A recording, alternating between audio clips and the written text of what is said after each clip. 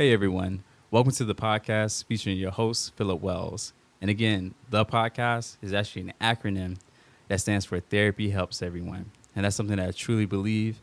And every time that I come on this show, I want to try to make that a reality for everyone that's out there listening. And as I promised in my first episode, I was going to try to bring people from all different walks of life, whether that's from the Jamaican culture, the Haitian culture, white America, Asians, African Americans, whatever you call it, whatever you name it. I want to bring those people to this platform so they can share they can share their experiences with therapy. But also I want to bring in people from different walks of life in terms of professions. So I want to bring in a police officer, a lawyer, a teacher, a doctor, a therapist, which is what we actually have here today. I want to bring all these people to this show so that they can further help me to break the stigma about mental health.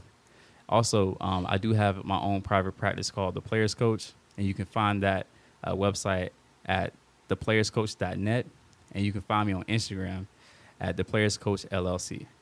But with that being said, I want to introduce my guest, a very close dear friend of mine, Giancarlo Simpson. So how you doing, man? I'm doing great. Thanks for having me, man. What's up, everybody?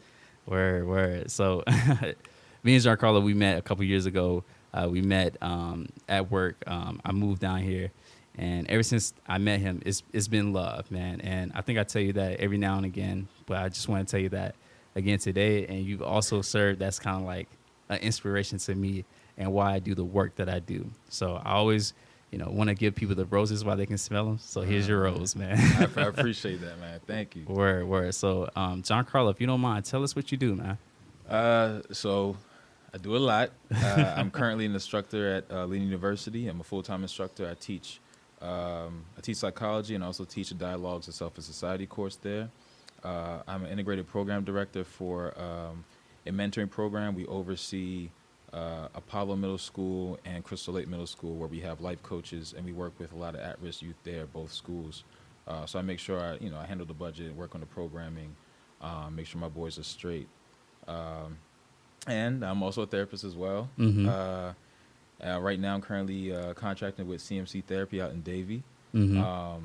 And I do my own private thing at the Healing Arts, where I have some clients there as well. So just been trying to expand myself in my reign, in my region, as far as the amount of clients I have access to. And I'm moving up to Deerfield, so that's going to change at least. It's going to add more, more to the range of access for clients in therapy. So I'm looking forward to it. Definitely. And before we get too far into the episode, I do want you to tell them how they can find you on various platforms, whether it's Psychology Today, social media, whatever it is. So after we get done with the episode, if they want to come see you for whether it's therapy or maybe they know someone that wants therapy, they can easily find you. Yeah, absolutely. So you can find me on my professional page, which has like blogs and stuff like that regarding therapy and mental health at _brokens_stereotype. Mm-hmm. You can also find me on Psychology Today. Look up Giancarlo Simpson, Giancarlo, last name Simpson. You can also follow my conversation party page that I host with my boy John at Eclectic Convos on Instagram. Follow us on Twitter at Eclectic Convo. Yeah. Gotcha. And I definitely want to touch on the eclectic conversations and also the broken stereotypes. But I wanted you to kind of explain, like, why did you decide to get into therapy? Like, what did that look like? Was it something that prompted you, your experiences? Did you see a movie, heard a song? Like, what got you into this field? So I've always been like a thinker. I feel like I have been. And growing up as a kid, I would have a lot of conversations with adults. And I'd always be the kid that would sit with my boys' parents and talk to them about like some heavy life stuff. And my homeboys just be sitting there like, yo, let's go outside. And I remember I'll be taking in so much knowledge and wisdom from all of these adults and all these people. And then I'll learn how I can apply it to my own life. Mm-hmm. And I will always challenge myself to learn or to apply certain knowledges or feedback from other people or just things in general. Mm-hmm. And as I started interacting with more people, I started giving a lot more reflections and feedback from the things that I've learned from others, which then gave me more knowledge, and I was able to start passing it on to other people. And I think I've just been a very private individual when it comes to keeping secrets. Mm-hmm. I had to learn that from my family. So there was like it was like the greatest. I think I was naturally built and designed to be a therapist when it comes to keeping confidentiality and Mm-hmm. being private in that way Mm-hmm. and respecting that, and also being an advocate and making sure that someone has their voice. I've always been very outspoken as far as people speaking up for themselves and doing what they have to do. So coming into having an idea what psychology was, and when I first had a class on it, Mm-hmm. uh, it just spoke to me. Like the theory spoke to me. Mm-hmm. Just the concept of like learning how someone thinks and why they do what they do was extremely interesting. I felt like I was already doing it anyway, and now I have a book that tells me terms to what I Gotcha. already had an idea about, and that kind of really like catapulted me into moving into the idea of being a therapist. Mm-hmm. Um, I was a social major as well, Mm-hmm. and learning about how society, impacts individuals. It really led me to think about how, mentally people are impacted as well, and Yeah, how yeah, yeah. society impacts it. So, all those factored into what made me want to become a therapist. But it really came down to me feeling like I this was just innate. Gotcha, gotcha. Okay, okay. And it's funny that you say that, because like I know your cultural background, like your nationality, and I know it's one that sometimes see therapy as a stigma. Am I Hmm. correct? So I kind of want you to kind of explain like how does therapy look, or how therapy is absent in your culture, but also explaining like your culture, your a little bit maybe about your upbringing, so that they know where you're coming from when you're speaking on this podcast. So I'm Jamaican. Mm-hmm. Born there, you know what I'm saying, raised there, came up here when I was young, but still live in a Jamaican household, and I still claim Jamaica all day, every day. Mm-hmm. So when it came to mental health, it wasn't brought up. Mm-hmm. Um, how we handled trauma or conflict Mm-hmm. or uh, you know just negative feelings, Mm-hmm. I didn't really have a personal outlet, Gotcha. and I Gotcha. don't feel like most of us generally had personal outlets, and if we did, it didn't really provide us with constructive feedback. It was Mm-hmm. either supporting the BS that we were talking about, or in some cases ignoring it. Mm-hmm. Um, and I think in general, I don't hear much about mental health practice in Jamaica. Mm-hmm. Just like I told you when I looked on it at the very Yeah. beginning of the show, I saw that, UE seems to have a program or something like that available, one of, like, I guess the health department. But it doesn't mean that it has access to communities in Jamaica, Mm-hmm. or that people have access to it. So I don't think it's there. I think the way we utilize mental health is through the church. Mm-hmm. I think Mm-hmm. most Caribbean communities can attest to that too. Church is basically the place where you go get, your spirit fed, and also the knowledge necessary to move forward throughout that week and learn. What I think we need to do more of, however, is to incorporate mental health into the Mm-hmm. church, Mm-hmm. and maybe not even call it mental health. Probably call it something different. Yeah, yeah, You know? yeah. To try to make it, to try to like ease it in. Right. Yeah, because I think a lot of us in general in the Caribbean and not are just not educated on the concept of mental health. Gotcha. Gotcha. Because we say mental health, you Mm-hmm. know, we don't talk about mental. You know what I mean? Like mental health is a very broad statement, Mm-hmm. and they usually attribute it to mental disorders, and we have to kind Mm-hmm. of distinguish that and say we're Yeah. trying to make sure that your mind is healthy, and your body is, just like your body would be if you go to the gym. Mm-hmm. But I do feel like a lot more education needs to be done regarding the community. I mean, me finding a client out here in Florida Mm-hmm. is rare, if not, for someone in the community, and they're open about it too, saying that it's just not something that we do, Mm-hmm. Mm-hmm. So. Yeah, yeah. And what's funny is because I think about that a lot with like the church and mental health and how those things Yeah. can mingle, but sometimes they don't. Like, believe it or not, like going to church can be therapeutic, because for a lot of people that can be a support circle, that can be their support system. You know Mhm. what I mean? And even when you think about praying, praying can be seen as a form of mindfulness or a form of like Correct. meditation. Correct. So those things, and I think those ideas, just like the one I just stated, is something that we kind of need to start to introduce to people, especially if they're heavily involved in the church. So I always like to bring that up. And then to another point that you made, there is definitely a difference between mental health and then mental illness. You know, I always tell people like you don't need to be schizophrenic to see a therapist. You know, you can be overworked at work, so you're dealing with chronic stress. You could have just recently gone through a breakup, divorce, or someone could have just passed, and now you're grieving. So right now your mental health isn't where it's normally at. So that's why you go and you become more mentally fit, which is a term that a lot of people are starting to use. And if you go to LeBron's Instagram, you'll see that was a phrase that he used specifically, being more mentally fit. And that's something that I really, really want people to start, saying and speaking when they start to speak about mental health.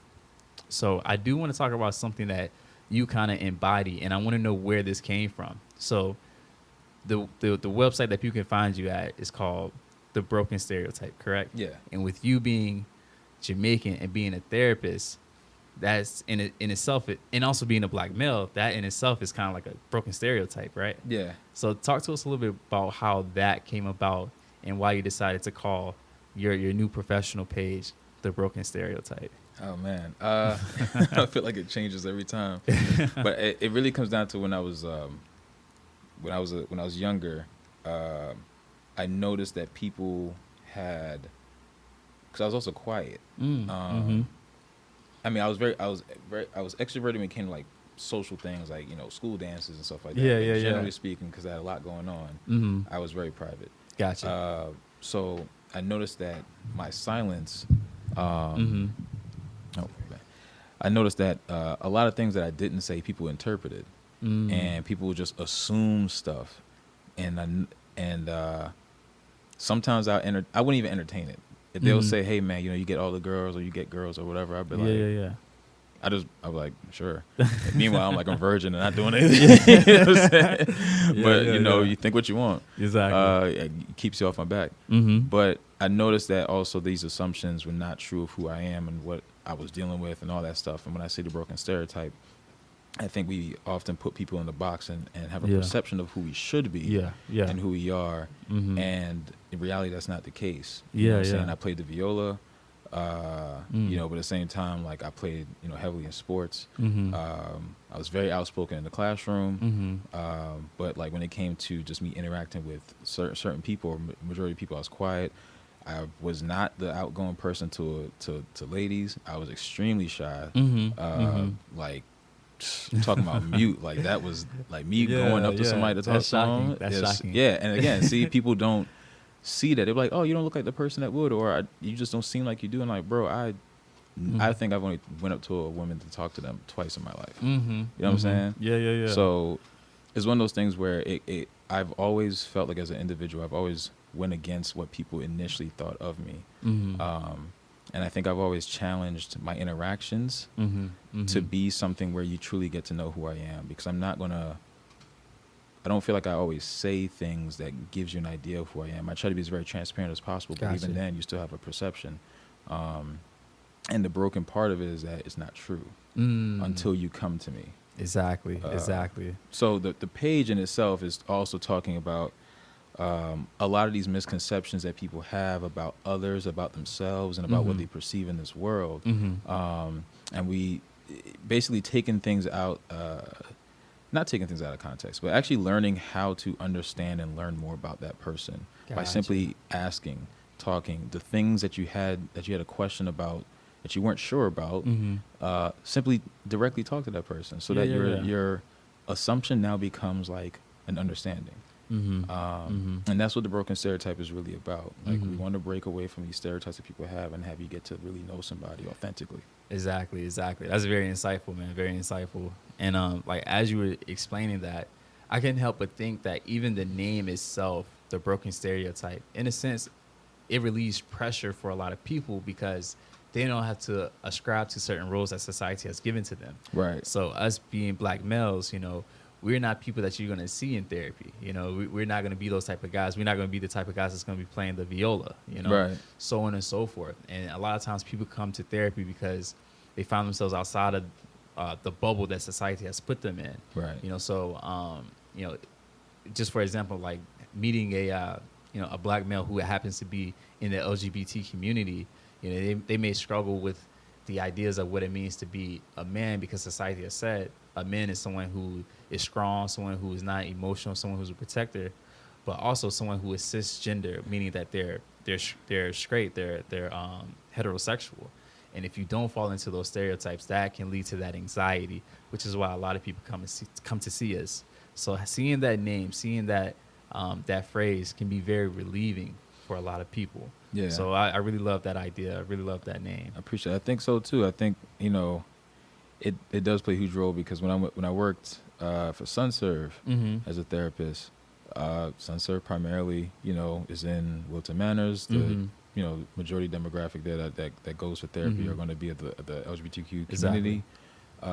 And we talked, I talked with my supervisor at the time, and we talked about just the value, not boasting myself, but just the value of having a black Jamaican male that's straight in a room with a trans client or a gay client,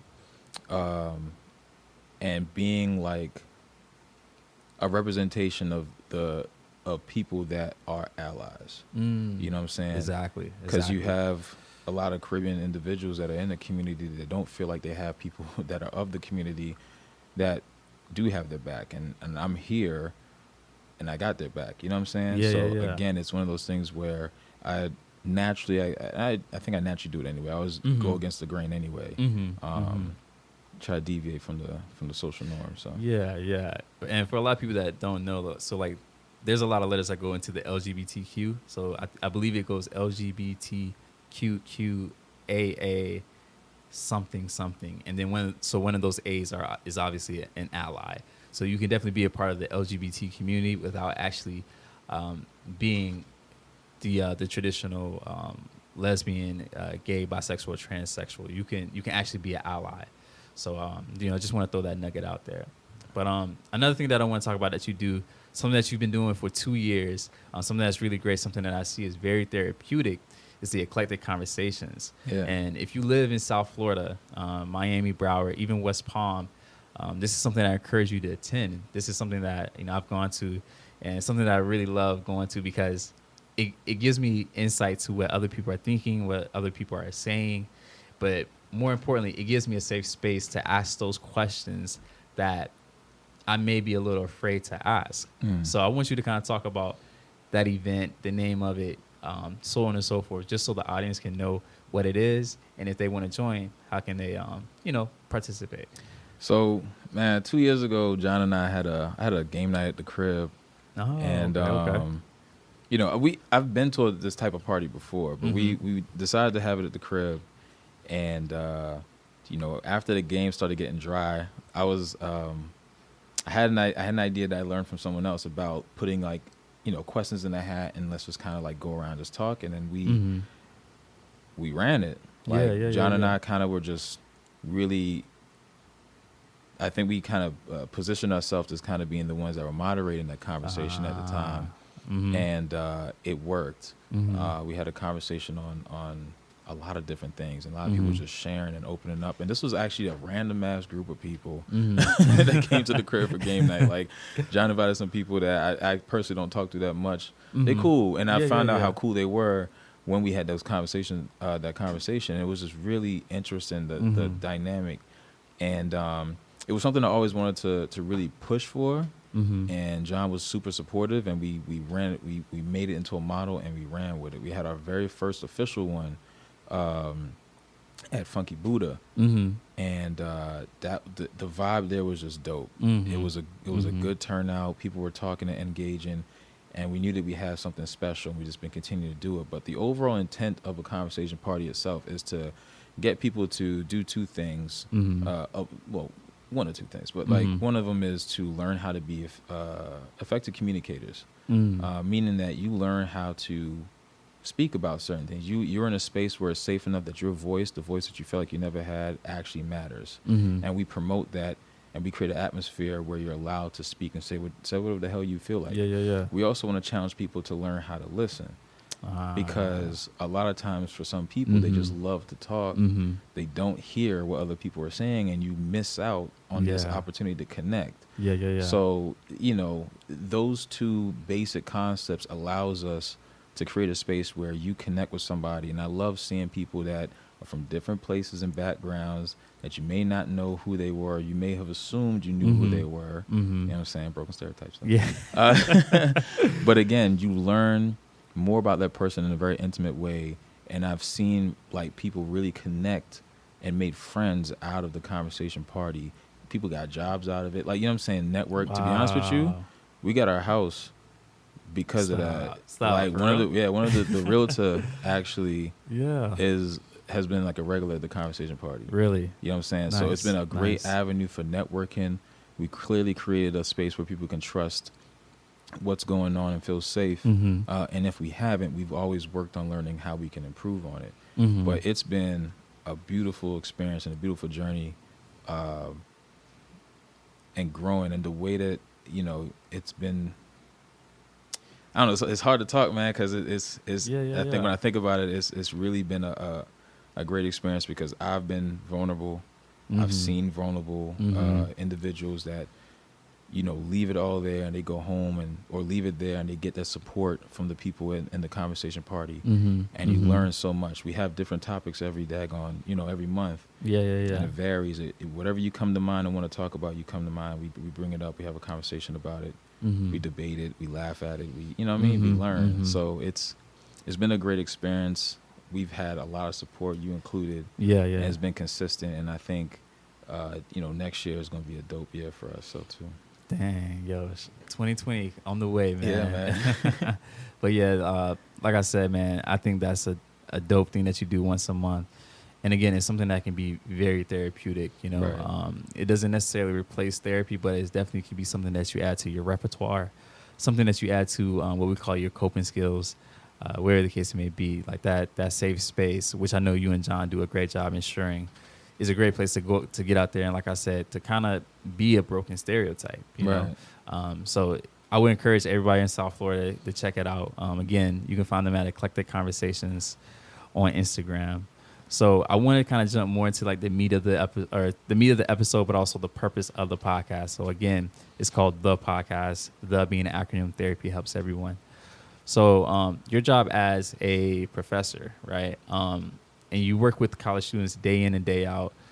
Obviously, you're a therapist as well, and then you have the job that you do, kind of coordinating the life coaches at the camp. And I wanted to know, like, how does therapy or mental health, just in general, help some of the populations that you work at? So, if you kind of want to talk about how you've seen therapy help college students, just in general, not specifically yours, but how does it help college students, but also.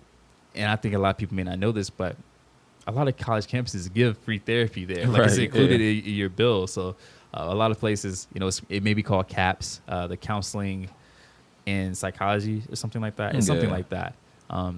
Is a resource that a lot of students can use, but they don't know about it. And actually, that was the first time I went to therapy. And it was actually in graduate school. I didn't know about it in undergrad, but it was in grad school that I actually went and I did therapy. And it was very enlightening for me, because I was able to see that I have the potential to manifest things into my mind that wasn't necessarily true. And this kind of goes with person-centered therapy. We already have the answers to the questions that we're looking for. Sometimes we just need to talk about it, process it, and get it out there. And then we kind of realize, so this is what I need to do to kind of get out the corner that I dug myself in. And earlier in the year, I posted something on Instagram. I said therapy is a form of art. And what I mean by that is that the client is the painter, and the therapist, me, you, Giancarlo, we're just a blank canvas, very neutral. Okay, we're not biased or anything, very neutral. And you're going to come and you're going to paint that canvas, and then you're going to step back and you're going to gain clarity looking at the image that you painted. And hopefully by looking at that image after you finish painting, you would begin to see what things you may need to work on, or what things you may have conjured up to manifest things that necessarily wasn't true. So these false beliefs, as we call them in our world. But enough with that. So I wanted to know, like, how does therapy help college students and those that you work with? So, well, this is my first semester teaching at the institution.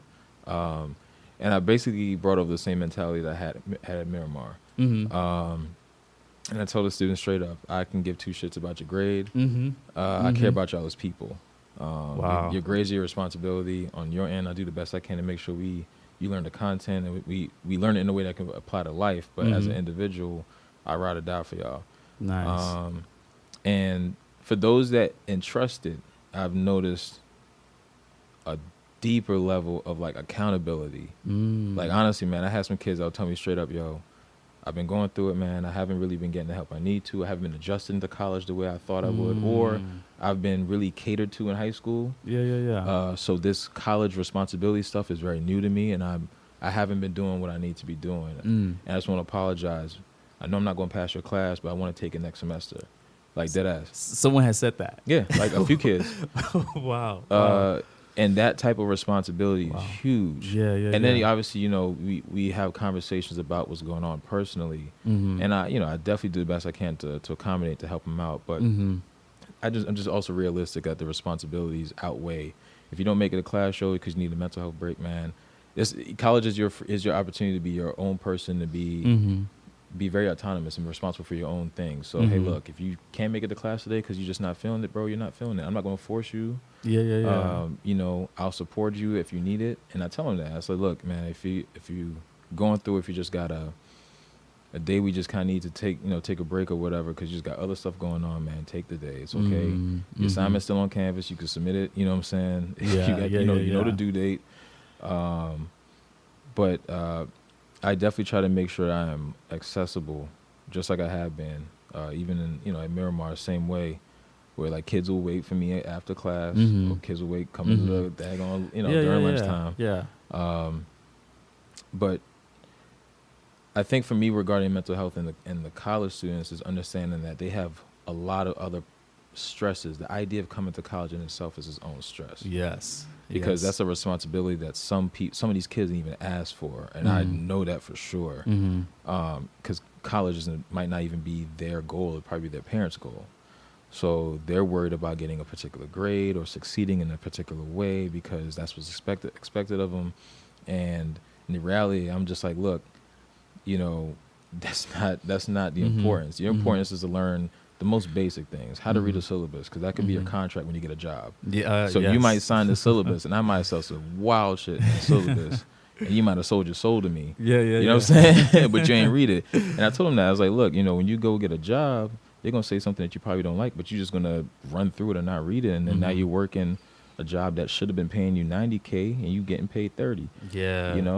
Those things you have to, those are the basics, right? And other things coming down to this time management, and just learning how to practice self-care. So how do I incorporate that in the class? Honestly, man, there's a couple ways I do it. I be very candid with them. I create conversations in the classroom where they can be as open as they can about how they feel. And I use the concepts to kind of make that personable. And I'm also I get vulnerable sometimes. I do like the privilege walk activities. I do things to make them feel like I'm with them on this journey. Yeah. And I don't mean to cut you off, but like I truly feel like, and I see this at the place that I work at, the school that I work at. I feel like the teachers who have the best rapport with students, like those are the students that often do really well in their classes, because like they don't have to worry about that buy-in piece, because they feel like you're on their side, not against them. It's not the teacher versus the students, or college students versus the professor. Like we're one team. And I think you do a great job with doing that. So I'm not surprised when you say students say, you know what, I'm not going to pass this year, but I'm definitely going to take your class. And not only would they do that, they're probably going to recommend other students to take your class. I appreciate that too when they do. Yeah. And I can only imagine that probably happens in your practice as well. Am I right? Like other people probably refer other clients to you because they know that you're on their side, and you're not going to butter them up. You're going to be direct. That is not my style. You're going to be very direct with them, and they're going to respect that, right? Yeah, it's definitely not, man. I had a student today. He's a business major. Asked me, "Yo, what other classes are you teaching? Because I just want to take it with you." Really. And I thought that was super. It made the whole process of me being in that classroom that much more rewarding. Yeah. But like as far as referrals, I don't know. I guess I might get referrals from people that have had services from me before, and shout outs to those that do. I mean, The Psychology Today profile works a lot. It does. It does. But I can't say in the therapy room it's the same thing, man. Yeah. I usually just call them out and they bullshit. Yeah. And I've learned doing this that when you do, it can create a particular shift, and it's not your responsibility to emotionally take on the results of that shift, unless you did something outlandish on your end. But if that person has realized something through the time that you are together in therapy, and they are uncomfortable to the point where they don't show up no more, it is not a loss. I don't look at my therapeutic process with someone as like a win or a loss, because that puts too much pressure on myself. Yeah. So I had a client came in for anxiety. Come to find out, it had nothing to do with anxiety. It had more to do with personal issues with their dad. And once we started addressing that, it clearly showed that he didn't want to touch it. You know what I'm saying? He touched it. The first time he started crying in therapy, all this stuff, very new to him. And it went from, I got money to come here to do this, to all of a sudden my pockets are a little empty and I can't. Yeah. And I understood that because I knew exactly why, and I get it. But the thing is, we also have to trust that might have been a shift necessary to hopefully make them do the work. Yeah. And I always say, like, growth and comfort, they don't coexist. Very rarely do they coexist. So sometimes therapy, or even just working out or dieting, it's going to be something that's going to be very uncomfortable. Even saving for a house, Facts. It's not going to be, it's not going to be very comfortable, but it's something that you're going to have to do in order to grow. And I truly believe that on the other side of that comfort, or on the other side of that fear, is where our blessings are. It's where the rewards and our desires are that we truly desire. So I always encourage people to try to like push through until they start to see something change. So I definitely wanted to mention that. Before we shot this podcast, I feel like me and you, we had a really, really good conversation about about like us as therapists walking into a session and the idea of not putting the pressure on ourselves that we're trying to heal or fix this person. Before I had a session today, I told myself before I walked in there, I said, yo, you're not responsible for healing this person. I'm not responsible for making sure that when this person leaves my office, that they're going to be fixed and that they're healed and like, that's it, So I kind of want to, because like I said, me and you had a conversation about that. I kind of want you to kind of talk to, other people out there, and who knows, there may be some therapists out there that are listening to this that can probably like, I guess like learn or kind of relate to that idea, or it may be a new idea to them. Right. There may be therapists out there that are putting all this pressure on themselves to like fix this person, especially, and you could probably relate to this, especially when a parent brings their kid to see you. They're like, yo, here's my kid. Can you please fix them? Yeah. Okay. All right. Bye. And then they go do their thing. Right. So I want you to talk about kind of like the pressures or not putting pressure on yourself as a therapist. So when it comes to that part, when parents do that, man, I actually don't work with just the kid. And I'm either do it two ways, and I can say it publicly, because whatever. Yeah. I either directly say, hey, look, man, let's see what it looks like with you guys in the room first, and we do a session where I have you guys together and I split you guys up, or let's just see how it goes with you guys together, because I think the dynamic could be very healthy for the both of you guys to be in this together, because it creates this idea that the child is the problem. And in reality, the child probably is not the problem. It's the system, and it's just the system that they're living in, or the family dynamic that they're living in. And in other ways, I just directly tell the parent straight up, you're going to have to be here with the kid. And this is why. And I tell the same thing you say, a lot of parents come in and say, hey, fix my kid. And I could do work with this kid, but they're going to go back home to an environment that's no different. Yeah. When I was in treatment, same thing I told the group when I ran this group with these parents, man. I said, look, you got kids that tell me that they were taking a dump when they got scooped up to go to treatment for 90 days. Like, they were getting pulled out their bathrooms. Wow. You know what I'm saying? Yeah. And they got all this resentment, and they working through this resentment just to get to a place where they're okay with thinking about being sober. And then also on top of that, also dealing with you as a parent. And you mean to tell me that if we put the work in that we need to for your son, and they go home to the same environment, I guarantee I'm gonna see him back next week. Exactly. And when I said that, I could just, like, they look shook, and they knew they have to do the shift themselves in order to help out this particular shift that these clients are going through, these kids are going through. So that's where I work with that. Like, I always make sure that I include everyone in the system some way, shape, or form, because it's not just that one person. It's never just that one person. Yeah.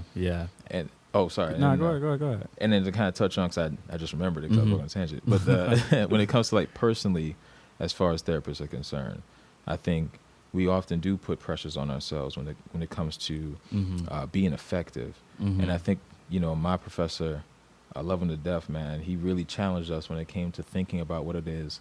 He was like, what does it look like to be successful as a therapist with this client? It would just be sitting there like, and I've learned, like, after 4 damn semesters work with him specifically, I learned to shut up.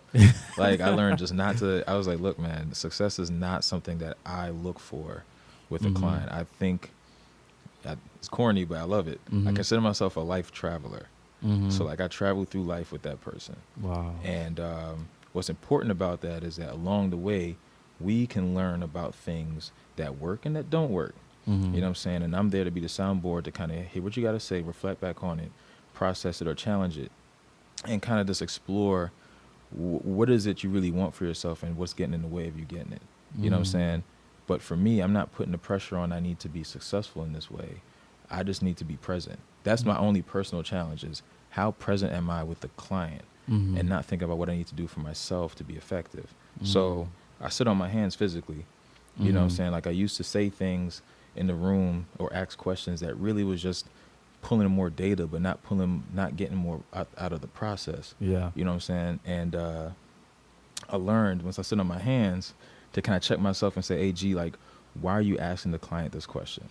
Or, like, why did you reflect that specifically? Was it your anxiety that was pushing you to ask that? Or was it their anxiety? You know what I'm saying? Like, the Boeing thing, right? Boeing, man. Like, what was pushing you to do that?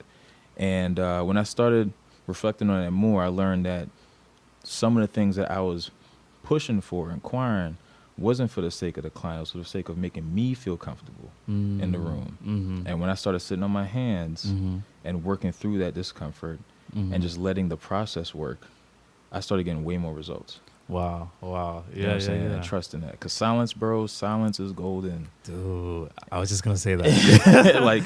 like 30 seconds or 10 seconds it might feel like forever, but I'm telling you, man, it's its own powerful tool. And I remember I was with a client, and I ain't say nothing. I was just sitting there, and he was just looking at me. He was like, am I supposed to say something? I said, you don't have to say anything. I'm fine. Yeah.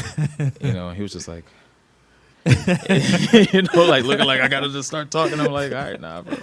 Yeah. But silence is a definite therapeutic tool, but also learning how to become very present with yourself and aware about the things that you're doing and its intent. It's extremely important, because you don't want to put that pressure on yourself, because you might deviate from what the client really wants. Yeah. And there's some clients that come in there strategically, just naturally. That's their pattern. Is I come in with a problem, but then I start talking to you about other stuff that makes you focus on that and not the problem, because I really don't want to talk about it. You know what I'm saying? Or I do want to talk about it, but I'm just afraid. And as a therapist, you have to learn how to weed through all of that to get to the core of what it is that they really want. Yeah. And one of the ways I learned to do that was also just to give the client a lot more agency, talk to their adult consciousness. Shout out to NARM. This other therapy model I'm learning, where you just break it down as far as what do they want for themselves. And you kind of just focus on that. That could be the only thing you focus on for the multiple sessions. Is all right, man, look, you woke up, you got the clothes on, man, you came here, you spent this money, man, what is it that you want to get out of our time today? I don't know. Okay, well, like you you say that, but there is a reason behind you even saying that too. And those are things that you explore, and you start breaking it down and you eventually get a hold of like an actual thing that they might want for themselves. Mm-hmm. And then what you do after that is that you contract it. You be like, all right, man, I come down to realize that I want to feel like I have a voice in my marriage. So then, you want to have a voice. Cool. Mm-hmm. You want to explore what's getting in the way of you having that voice in your marriage. All right, boom. Mm-hmm. Continual sessions, they might start giving you other stories to make you kind of wander away. You can always bring it back to what you agreed on. Yeah. I'd be like, yeah, straight up, like, I'm not sure what this is talking about. Like, what does it have to do with you and your voice right now? Yeah. And like, I think therapists need to learn how to focus on what's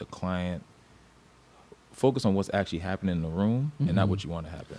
Yeah. And I think that goes back to your original example of how you see therapy. You're simply a life traveler, correct? Yeah. So when they're in that room and they're like going off like the route that they know they need to go, you kind of like bring them back in and get them back on that right track.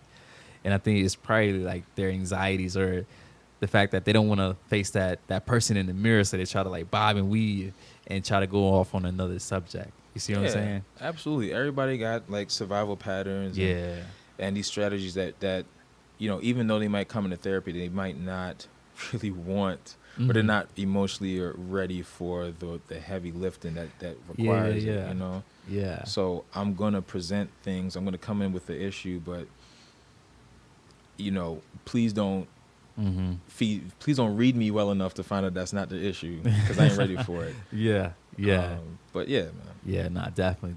And that's so important, why you got to have that treatment plan or those goals at the beginning of therapy, so you can refer back to it, or you can bring it back to the client's attention. Like, hey, like these are some things that we initially wanted to go over. And who knows, it may be 5 sessions, 10 sessions down the line, and then you actually do come to the actual problem. So like when you mentioned the guy who initially came in because he was having anxiety, but really it's because of his relationship with his father. Is that correct? So, and I think that's a great way of how you put it as a life traveler. I think that's probably something I'm going to take away. Like me as a therapist, like I see myself as a life traveler, as, a blank canvas, as this, as that, and we're simply someone that's going to help you to find the answers. Right. We're not going to give you the answers. We're not going to solve it, but we're going to help you find it. And that's with the different tools, the interventions, and the things that we may put in place. Right. A couple more things, and then we'll wrap up. I totally forgot to mention this, but you're up for your PhD, right? Yes. Yeah. Man, I got about a year and a half left, yo. This is a lot of work. I'm in debt. Yeah. You know what I'm saying?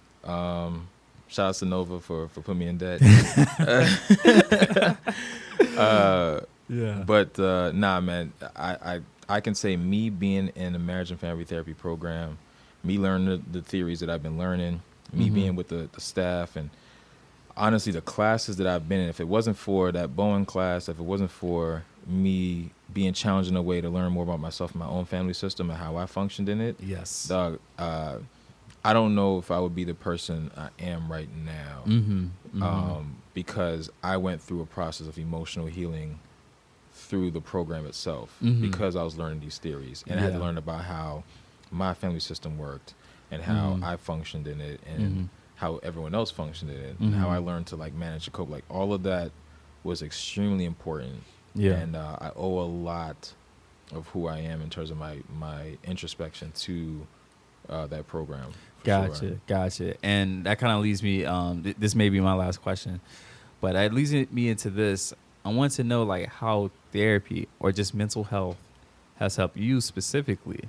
And you kind of alluded to that, and you could kind of touch on maybe like some coping skills that you use, or some mindfulness things that you use, or just some therapeutic things that you've done in the past that you've seen that has really helped you. I would say a combination of me learning and practicing therapy, and also me having had a therapist at one point too. Some of the things that I learned through that interconnected process has been to have a voice, and to really be comfortable communicating that voice, which is crazy because I promote everyone else having a voice, but and also breaking personal narratives that I would have of myself, which then will help break certain patterns, because I'll definitely get into spaces where I would believe that I'm not competent, or I'm not capable, or I don't belong, or I won't change as a person, like those things. And then I'll find myself kind of just giving in to those patterns of behavior and thinking, and just reinforcing them. Mm-hmm. And I had to learn to be comfortable being okay with shifting from that. Mm-hmm. Like, not this whole mortarism thing. Like, I deserve to be. Yeah, that's what it was, dog. Mm-hmm. I know we got time, man, but that's what Mm-hmm. it was. I was okay with being the bad guy, Mm-hmm. and how it looked Mm-hmm. was me trying to be the good guy for everybody. And then one of the things I realized was that I'm probably going to be the bad guy in somebody's story, and am I okay with that? And I wasn't okay with that. Mm-hmm. I was like, damn, yo, I got to be right or good for everybody, and it just doesn't work that way. Mm-hmm. And what made me even humbler to Mm-hmm. understand that was that Jesus wasn't the good guy in everybody's story either. Mm-hmm. So what makes me think that I could be better than that? Mm-hmm. And when I said that, I was like, you know what, man, I'll be very content with just what my journey looks like and the people that follow me or that are alongside with me on that journey. And I make sure that I do what I need to do to be happy and fruitful in my own life. And once I work through that as an individual, through all of these interconnected processes with therapy, I feel like I'm in a path now where I'm being more honest with myself Mm-hmm. and challenging myself to be better. And if I Mm-hmm. do falter or fail, I don't look at it as a defining moment of who I am, but more so of something for me to learn and learn how to improve from. Mm-hmm. Like, I'm not defining myself by my mistakes anymore. Yeah, yeah. No, that's a good point. That's a good point. I was gonna go off on another tangent, but I'm gonna hold off. So basically, we were able to see how therapy helps families, how therapy helps college students, how therapy has helped people like us, so on and so forth. And I really think there's more facets to this. There's more people that I will bring onto this show. There's police officers, there's nurses, like I said, there's lawyers. There's a lot of people that I want to bring onto the show, and basically have them do what you did. Have them talk about how therapy or mental health in general has helped, whether it's them or people that they know, different populations, in order to help break that stigma. And I think it's amazing to have someone who is a Jamaican black male who's a therapist getting his PhD. Like, there's so many stereotypes you just broken. Like, it's crazy. Like, but like, that's what it's all about, man. And I think seeing people like you, seeing people like me, it kind of helps to push a new narrative. And I think that is so important, because right now there's so many narratives that aren't accurate. And once you find yourself in that bubble, it's so hard for you to get out, because everybody like is saying, no, you belong in this space, you belong in this bubble. And that's totally not the case. So, Giancarlo, if you don't mind telling the people, how can they find you? How can they find you if they want therapy, the Eclectic Conversations, your website? He also, I almost forgot, he also had a blog that he did called Are You Good, Bro? Right? Yeah. Are You Good, Bro? As a matter of fact, just real quickly, can you kind of explain the idea behind that blog that you posted? Yeah, so